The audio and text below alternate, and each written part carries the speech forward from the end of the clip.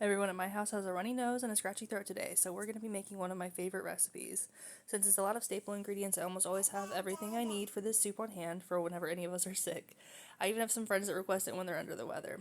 I'm chopping all my veggies first, so we've got one whole onion, 3 celery stalks, 2 carrots, and then it's usually just as much garlic as I feel looks right, which is the only measurement of garlic I understand.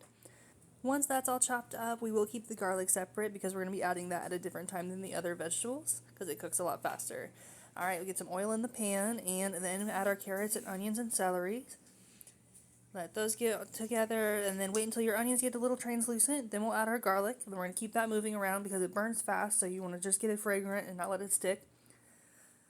Then I'm going to be adding thyme, rosemary, and sage, and then a little bit of cayenne pepper, which we just measure all of that with our heart, or at least that's how I do it. I'm sorry I don't have any measurements for you. I got a really good deal on some chicken a while ago, so I shredded it all and froze it just so I could have it on hand for this very reason.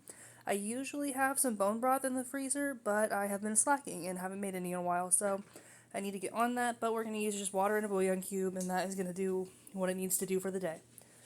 Let that cook up a little bit. And actually, I almost forgot my bay leaves, and I forgot to add a little bit of ginger. Those are important. They make a huge difference in the flavor. Alright, we're going to let that soup cook down until the carrots are soft, and then we'll add our noodles. I use these Amish egg noodles. They're my favorite kind to use. They do take a lot longer to cook than I think they're going to every time. It probably took about like 20 minutes for them to get soft. Once they do finally get cooked, I'm going to juice an entire lemon in there because it really brightens up the flavor, and I think it adds a little something to help with the sick. Next, I'm going to grab some out for my son because I don't want to have all the pepper in there for him. And then I add just as much pepper as my heart tells me to, stir it up, give it a little taste, and that's pretty good soup.